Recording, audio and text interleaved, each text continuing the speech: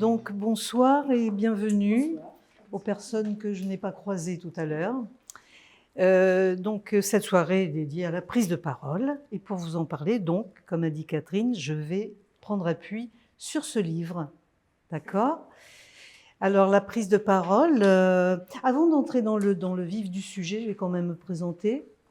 Donc mon nom est Céline Blondel et très rapidement, j'ai passé plus de 30 années de ma vie sur scène, danse classique, chant, comédie musicale, théâtre en entreprise. Parallèlement, comme j'ai toujours été passionnée par les relations humaines, j'ai suivi des études de psychologie, j'ai une formation en relaxation thérapeutique et il y a fort longtemps aussi, une formation à la pédagogie m'a permis d'entrer dans un collectif de comédiens formateurs, toujours très cher à mon cœur aujourd'hui, et grâce auquel j'ai fait mes premiers pas de formatrice, puis de consultante.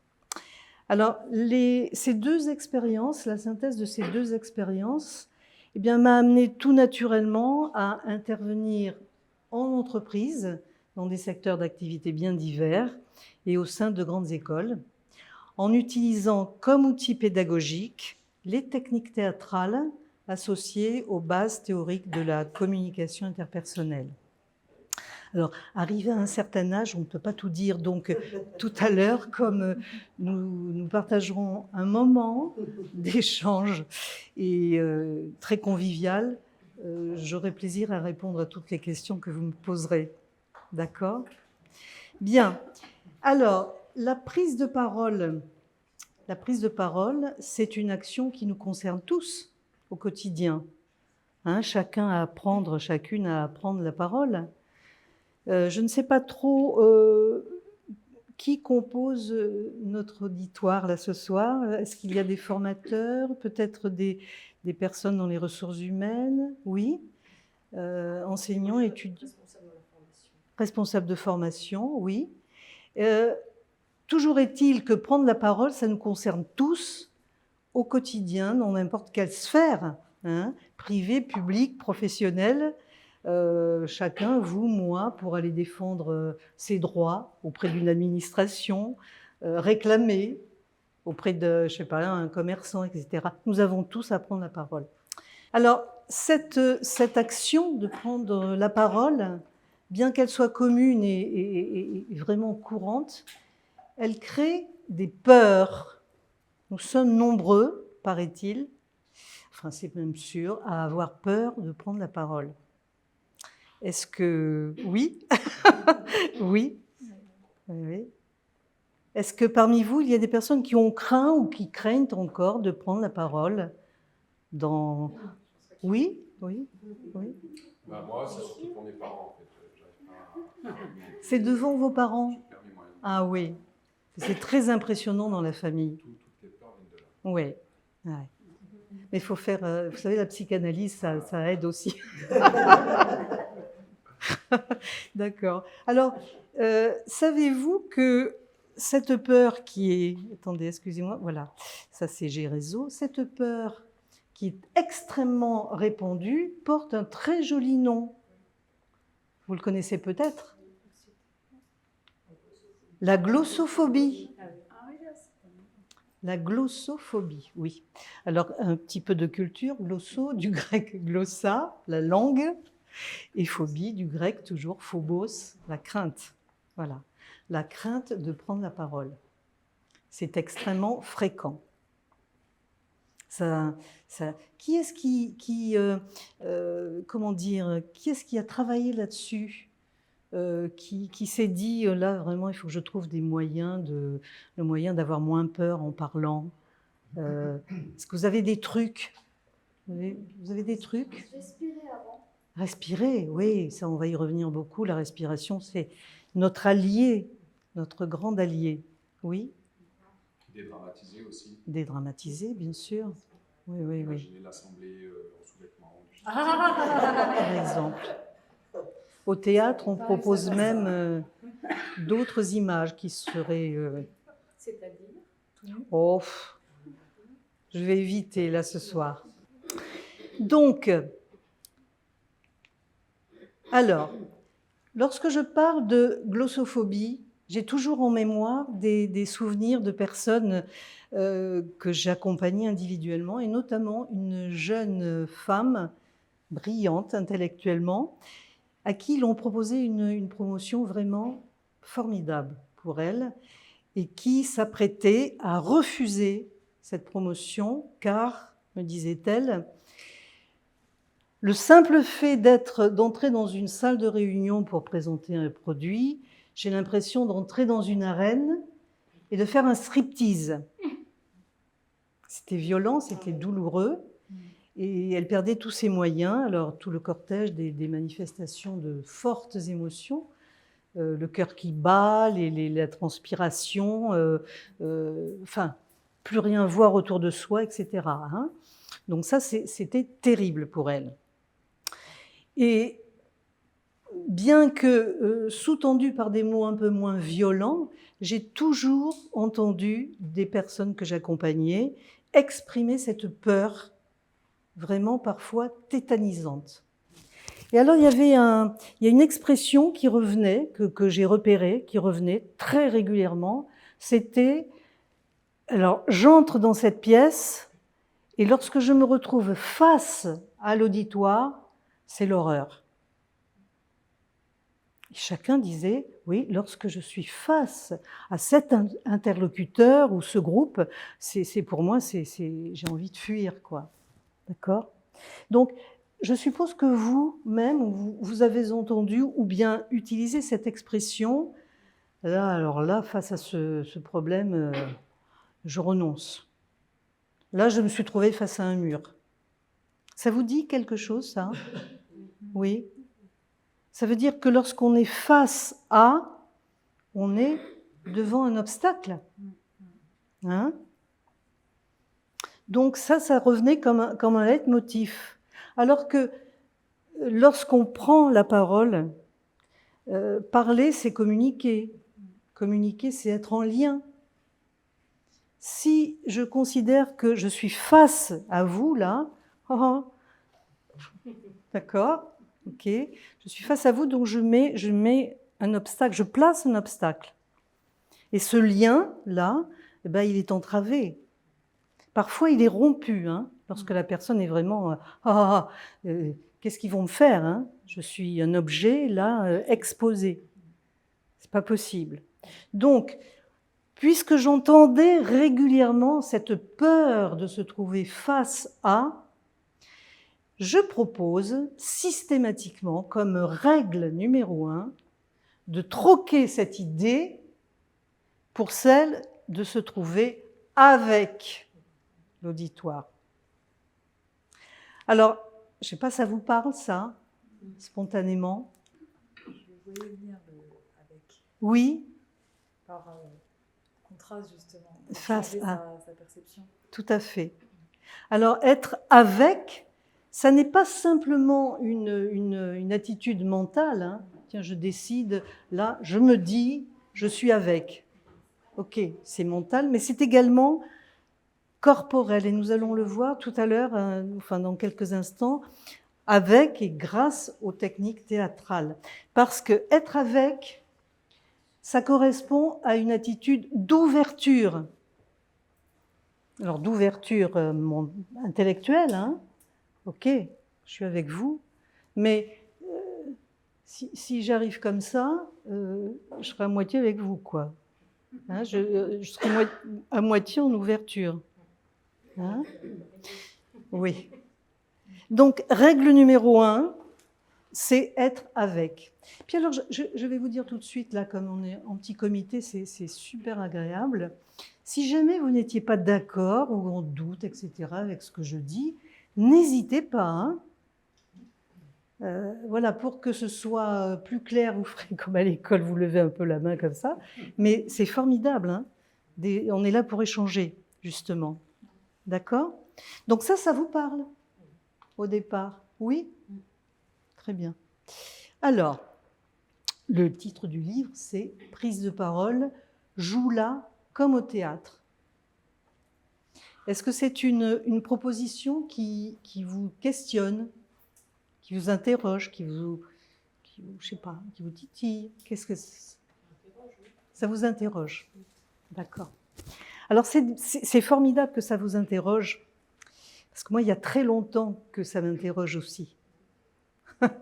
C'est que je tiens à faire une distinction vraiment très importante, je considère très importante, entre le comédien et l'orateur, la comédienne et l'oratrice. Parce que le comédien, il joue à être. Il incarne un personnage à partir du texte d'un auteur, d'une mise en scène, et de surcroît, la pièce, telle qu'elle a été conçue, élaborée, répétée, eh bien, elle va se dérouler de A à Z, quelles que soient les éventuelles réactions du public. Évidemment, sauf s'il y a un incendie, le rideau de fer se descend et on n'en parle plus.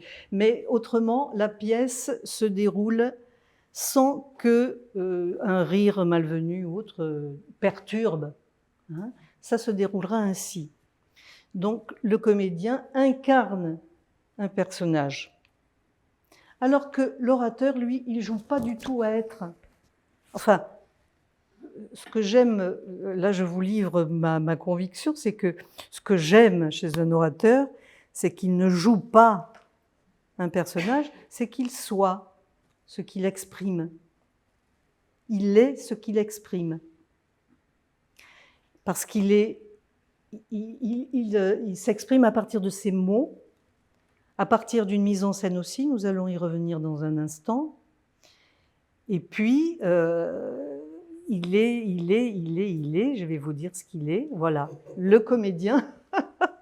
Le comédien incarne un personnage, il se met au service d'un auteur et d'un metteur en scène et le spectacle se poursuit comme prévu.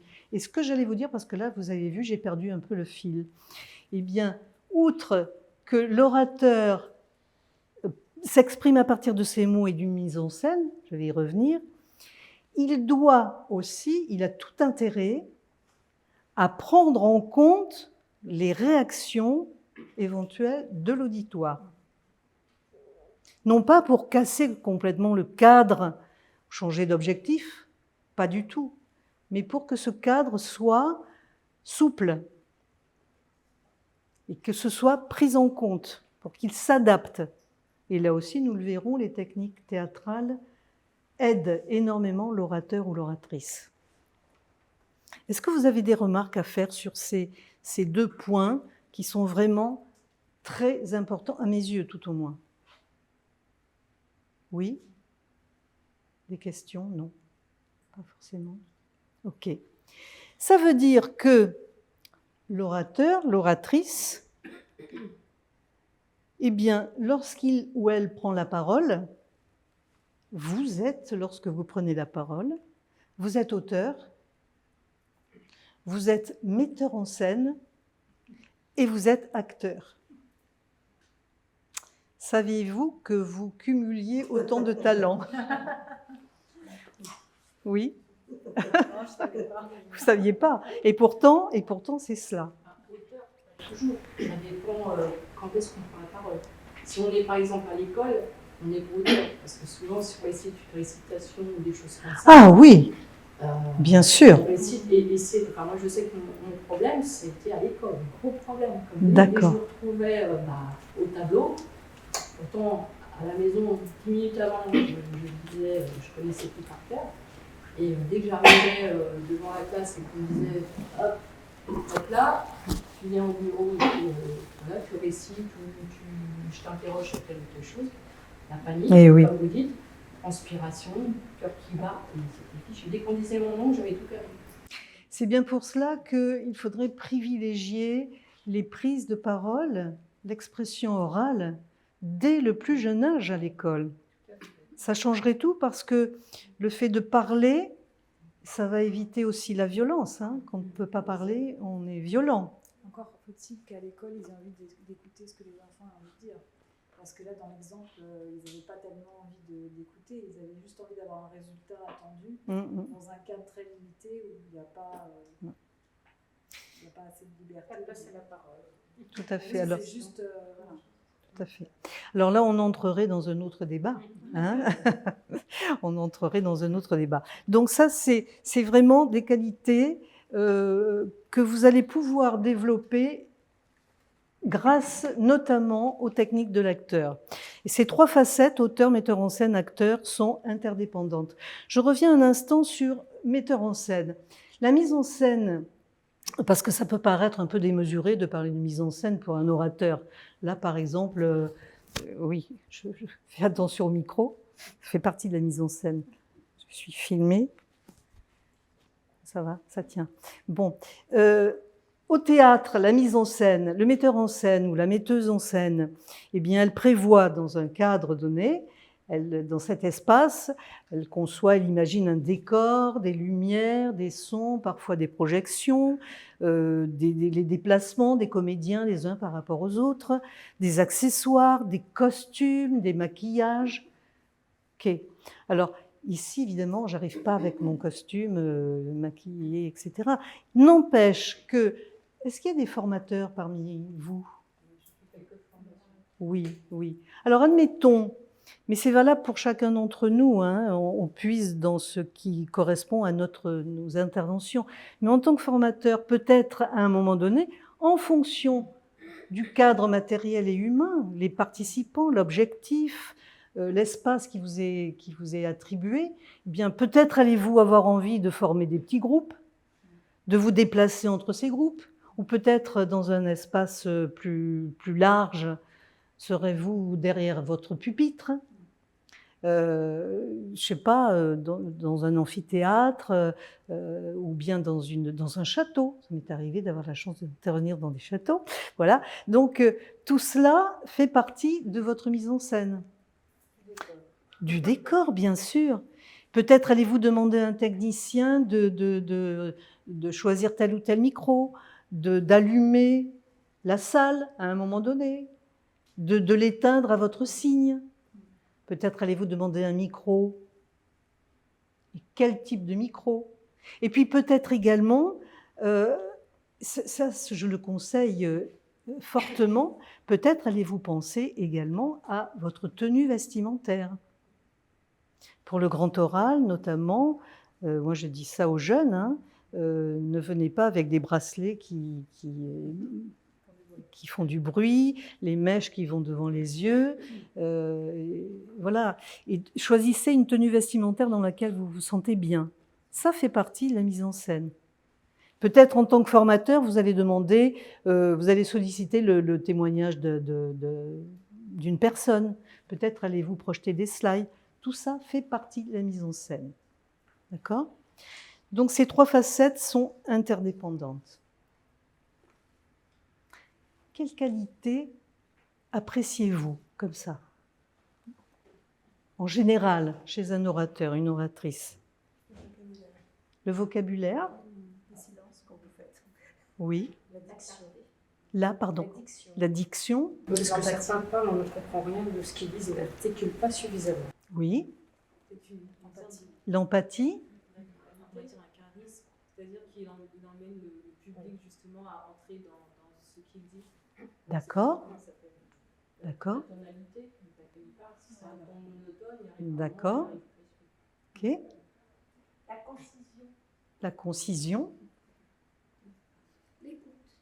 L'écoute. En effet, parce que prendre la parole, c'est aussi la partager. Hein.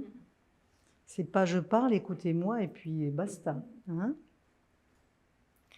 Bien, alors à travers tout ce que vous dites, et on pourrait dire encore plein de choses probablement, j'entends que vous parlez du fond, hein, le vocabulaire, vous avez parlé d'autre chose concernant le fond, semble, et puis la forme. Alors la forme, évidemment, nous allons en parler particulièrement grâce aux techniques théâtrales. Alors j'ai l'habitude de dire que prendre la parole, c'est un sport complet. C'est un sport complet parce que, à partir de tout ce que vous avez dit là, eh bien, c'est un sport cérébral puisque vous allez chercher des idées, vous allez les développer, les organiser, choisir des mots sur ces idées pour les rendre claires. Vous allez choisir, vous allez utiliser des métaphores, des exemples, des analogies, etc. Donc c'est un sport cérébral. Vous êtes auteur. C'est un sport créatif puisque vous êtes metteur en scène. Hein, nous l'avons vu là il y a un instant. C'est un sport physique et émotionnel puisque vous êtes là avec un corps, avec une voix, avec votre respiration. Alors évidemment, je fais attention parce que je suis passionnée par le sujet, alors je risque. Et puis le timing lors d'une prise de parole, c'est très important, il faut le respecter. Non, Catherine n'est pas là. Toutes ces facettes-là sont évidemment largement développées dans le livre, mais je ne développerai pas tout ça ce soir. Nous allons focaliser notre attention sur la facette acteur. D'accord ? Et cette facette acteur, c'est celle qui porte la forme de votre prise de parole. C'est celle qui va valoriser le contenu. D'accord ? Et donc, nous avons tout intérêt à développer cette facette grâce à des outils du comédien, à l'entraînement et au fait de s'approprier ces techniques dans le but de développer l'aisance, l'assurance et puis son corollaire, hein, la confiance en soi. Donc, les outils du comédien, je vais en parler. S'entraîner, c'est incontournable et pour s'approprier ces techniques. Je vous dis que c'est incontournable parce que déjà c'est rassurant. Aucun bon orateur ne l'est devenu sans s'entraîner. Ça n'est pas vrai. Ça n'est pas vrai. Tout le monde travaille. S'entraîner, c'est-à-dire s'entraîner chez soi en répétant, etc. Ou vous parlez de plus on prend la parole et plus on est à l'aise. Est-ce que c'est un peu cette idée ? Alors les deux, les deux justement, les deux. C'est plus on va parler évidemment, plus on va pratiquer et plus on va être confiant, à condition de mettre en place des éléments qui nous aident à être à l'aise lorsque nous prenons la parole. Hein ? Donc, ayons en tête que de toute façon, lorsqu'on est admiratif devant un orateur ou une oratrice, c'est pas venu comme ça. Hein ? Et tout à l'heure, l'autre jour, j'allais dire, c'est la chaleur. Tout à l'heure, au départ, je vous disais que le comédien et l'orateur, ce ne sont pas les mêmes personnes. Il faut faire très attention parce que, sans citer de nom, lors des dernières présidentielles, une femme était derrière son pupitre et mettait en place tout ce qu'on lui avait proposé de faire au niveau gestuel. Et oui, vous l'avez reconnu. Ça, c'est pas bon du tout. C'est pas bien, c'est pas bon du tout. Hein ? Donc, il n'y a pas de recette miracle. On ne colle pas comme ça, comme en plâtre sur jambe de bois, des techniques. Non, il faut se les approprier. Et pour ça, il faut s'entraîner. Alors, on s'entraîne. Le comédien, l'instrument à partir duquel il s'exerce, ben c'est son corps. C'est son corps, sa voix, sa respiration, ses émotions. D'accord ? Et il s'exerce, oui, parce que je vous dis que la respiration est la chef d'orchestre de tout cela, parce que c'est à partir de ces trois niveaux, ces trois principaux niveaux qu'il va trouver les outils à partir desquels il va être à l'aise. Et ces principaux niveaux à partir desquels il s'entraîne, c'est la présence corporelle, la présence vocale, la présence émotionnelle. C'est absolument indissociable. Tout ça est lié, et disons que le liant, là, c'est vraiment la respiration. S'il y a une baguette magique, c'est vraiment votre respiration. Elle est là, votre baguette magique. Hein ? Donc, présence corporelle, présence vocale, présence émotionnelle, ce sont les principaux niveaux sur lesquels le comédien s'entraîne. Et alors, bonne nouvelle, comme nous avons un corps, nous avons une voix, nous respirons, eh bien, nous pouvons faire exactement comme le comédien. Oui. On est amené à prendre la parole dans des webinaires où on n'est pas sur scène. Oui. Pour autant, on a un auditoire relativement important parfois. On n'a pas cette présence corporelle parce que même parfois, on ne voit même pas parce qu'on va passer des slides Oui. plutôt que notre trombine. Du coup, est-ce qu'on va plutôt intensifier la présence vocale, la présence émotionnelle, on va compenser? La présence vocale, exactement comme des personnes qui sont au téléphone, tout simplement, en entretien. Hein. Il y a le sourire des annonces, vous savez, à la SNCF ou ailleurs. Je vous souhaite un agréable voyage. C'est ce travail-là, voilà. Oui, l'impact, hein, on dit la banane hein, dans dans le salon d'enregistrement, il faut avoir la banane. Plus on a du sourire, plus la voix est claire, ouverte, plus on est fermé, là aussi, plus on est... Et tout à l'heure, j'évoquais que le fait d'être avec, c'est être en ouverture. Donc, on va y venir là tout de suite, sur ces éléments d'ouverture que le corps illustre. Mais en effet, la question est tout à fait intéressante, c'est privilégier tout ce que l'on peut faire passer par la voix, bien sûr.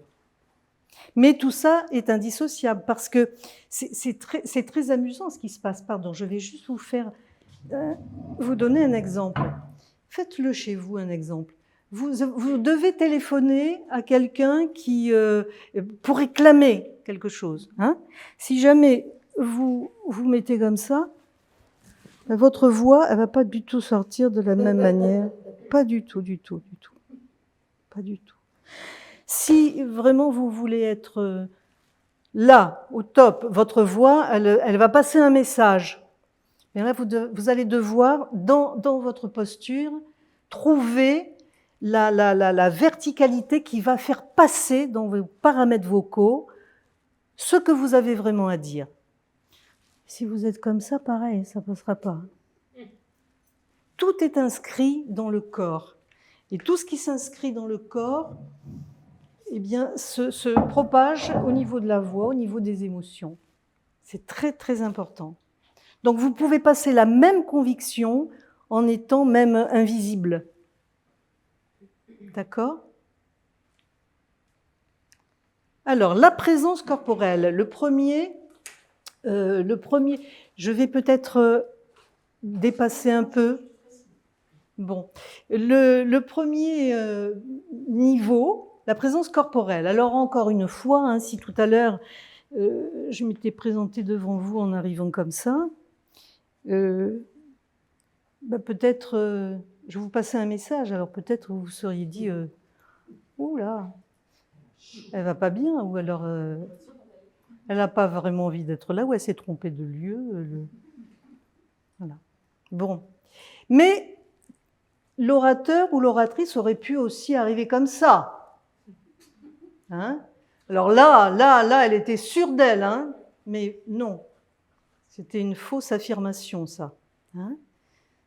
C'est le comédien, il joue justement dans ces excès-là, il joue dans le trop, le pas assez, pour trouver le juste milieu. Et justement, l'orateur, même s'il est véhément, lorsqu'il est passionné par ce qu'il raconte, etc., il y a un moment donné, il faut revenir au centre. D'accord ? Donc, cette zone corporelle, cette présence corporelle, elle se décline à travers une zone expressive, une zone d'assurance et une zone de force. Alors, plus précisément, la zone expressive, c'est cette zone-là du visage, d'accord ? Avec les récepteurs, les yeux, la bouche, les ailes du nez qui peuvent vibrer. Et encore une fois, puisque l'attitude doit être d'ouverture, elle peut être en ouverture, cette zone expressive, ou en fermeture. D'accord. Alors, il faut faire attention à l'effet miroir, parce que, évidemment, si vous arrivez comme ça, vous avez peu de chances de déclencher des sourires devant vous. Donc, voilà. Donc, il y a un effet miroir. Hein. Cette zone expressive, on va la voir en détail. Pensez à l'effet miroir. Hein. Quelqu'un qui arrive et qui vous sourit, qui a un regard bienveillant, on n'a pas envie d'être agressif avec lui, a priori. Après, il y a des cas. Ça arrive aussi. Alors, le regard aussi, le regard est quelque chose qui est extrêmement éloquent, car tout le monde a pu s'en apercevoir. Enfin, un regard peut parfois transmettre des messages extrêmement subtils que même plusieurs phrases ne pourraient pas traduire. Hein? Donc la zone d'assurance, donc ça c'était la zone expressive. La zone d'assurance, c'est cette zone qui concerne la nuque, les épaules, le haut du thorax, et qui illustre très nettement, toujours je répète, hein, au risque d'être redondante, mais tout ça est lié. Mais cette zone-là, elle est vraiment, elle illustre l'assurance, le degré d'affirmation. D'accord ? Des épaules fermées comme ça, à moins d'avoir un problème postural, hein, là, mais qui est compensé alors avec la voix, le regard, etc. Mais on a intérêt à être dans l'ouverture de cette zone-là, zone d'assurance, d'affirmation. Encore une fois, pas comme ça, mais pas le pan, vous voyez, hein ? Parce que là, c'est une fausse affirmation. Hein ? D'accord, on est bien d'accord. Et la zone... Alors là, la zone de force. Zone expressive, zone d'assurance, zone de force. La zone de force, c'est notre centre énergétique. Cette zone, bien connue des pratiquants d'arts martiaux, je ne sais pas s'il y en a parmi vous, hein, le Dantian, c'est de cette zone-là que partent tous les mouvements, la voix projetée notamment. C'est de là, hein, c'est de là que ça part. Mais pareil, les mouvements, quelqu'un qui va être centré, ancré, stable, par exemple, si marcher, c'est faire un pas et l'autre, un pas après l'autre, on marche, on avance. Mais si là, je marche, vous voyez, je marche. Mais si le mouvement part de là, eh bien, c'est mon centre moteur là, hein. Je peux reculer, je peux marcher, je peux pivoter. Et du coup, si je suis stable physiquement, là, à partir de ma zone de force, il ne faut pas que je tape sur le micro, eh bien, j'ai beaucoup moins de risques d'être déstabilisée.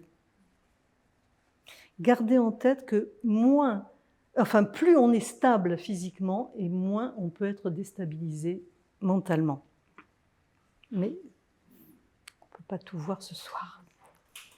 Est-ce que du coup ça veut dire aussi peut-être, sans forcément s'entraîner par la parole, le fait de renforcer sa zone de force, par exemple par les pratiques comme vous sous-entendiez par le terme du Qigong ou des choses comme ça, qui renforcent cette zone énergétique, ça peut être un début en tout cas de... Bien sûr que ça peut être. Et puis alors, je ne suis vraiment pas habituée à vendre mes livres, parce que ce n'est pas ma nature, mais là vous allez trouver de très très nombreux exercices, il y a au moins 80 exercices qui sont associés aux différentes zones dont je parle là. Mais en effet, hein, tout ça, le Qigong, le Tai Chi, c'est vraiment travailler là-dessus, bien entendu.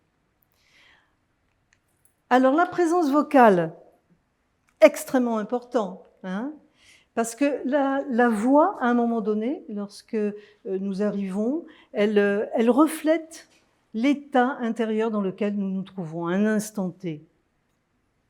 La voix, elle peut illustrer la fatigue, le dynamisme, la motivation, le doute, les motivations, etc. Bon, on l'entend ça dans la voix, notamment à travers les différents paramètres vocaux. On pourrait en rajouter la projection vocale, le chuchotement, le timbre, la couleur, etc. La place de la voix. La voix comporte 3 registres, l'aigu, le grave, le médium. On dit d'une voix qu'elle est bien placée lorsqu'elle navigue entre ces 3 registres et qu'elle peut revenir sur le médium régulièrement. Et revenir sur le centre, hein, sur ce centre-là, Ça permet de ne pas se fatiguer, et puis ça permet aussi de ne pas fatiguer l'auditoire. Parce que si jamais vous parlez comme ça, voyez, dans les aigus, sans arrêt, vous parlez dans la zone de force, la zone expressive, hein, il faut redescendre un peu, c'est-à-dire revenir au centre. Voilà. Et tout cela, et ça se travaille bien entendu. Alors, la présence émotionnelle. Lorsqu'on est en présence d'autres personnes, comme nous ne sommes pas encore des robots, tout à fait, nous sommes soumis à des affects. Hein, il y a des émotions, il y a des sentiments, parce qu'on est en face d'autres humains et qui, par leurs réactions, leur non-verbal, vont peut-être déclencher en nous une émotion. Et le travail du comédien, il y a 2 comédiennes dans la salle, notamment, en plus de nombreux autres talents, qui, je pense, ne me contrediront pas. La présence, le comédien travaille énormément sur les émotions et la canalisation des manifestations de ces émotions, particulièrement grâce à l'improvisation, car ça peut paraître paradoxal, mais on s'entraîne à l'improvisation, car la règle de base de l'impro, c'est accueillir l'inattendu et faire à partir de cet inattendu. Et lorsque nous prenons la parole, eh bien, on peut être déstabilisé. Hein, un micro qui ne marche pas, une lampe qui éclate, quelqu'un qui arrive et qui vous fait une réflexion. Ok, eh ben, c'est acté, ça se passe. Mais à l'intérieur, si eh ben là, il faut jouer sur comment je canalise ces effets-là. Et c'est tout à fait majeur pour un orateur. Des questions? Des remarques? Non? Ok.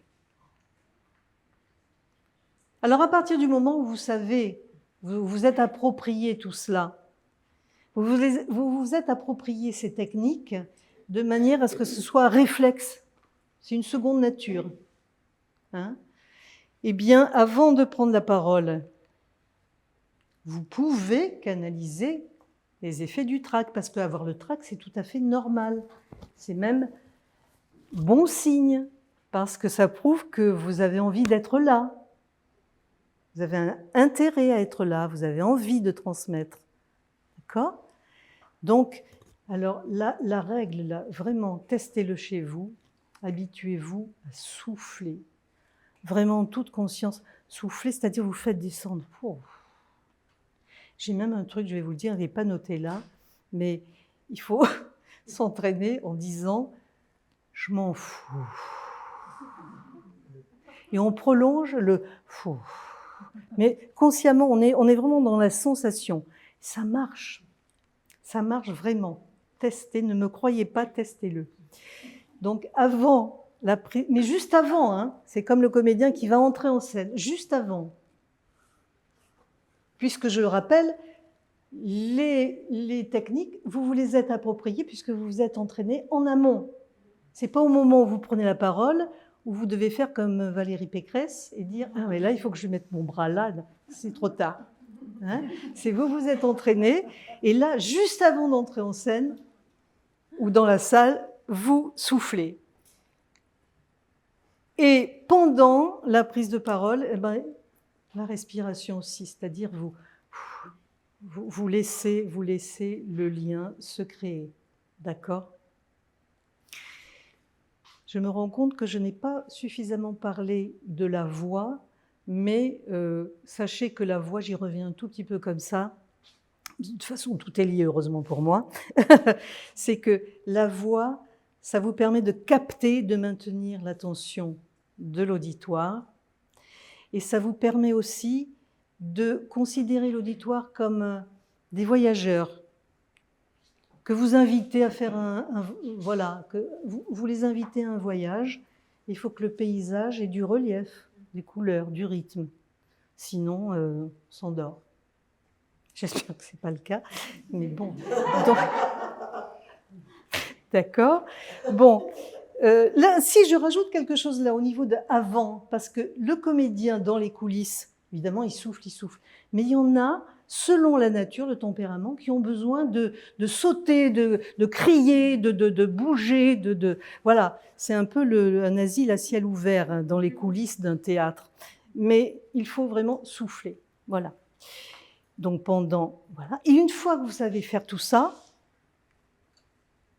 ben voilà, vous pouvez vous faire confiance, même en famille, vous vous faites confiance, vous abordez vos parents en disant ma singularité est ma plus grande force, donc je maîtrise le sujet, j'ose être naturel, authentique, et là j'ai vraiment toutes les chances de convaincre, ou enfin en fonction de votre objectif, d'atteindre votre objectif.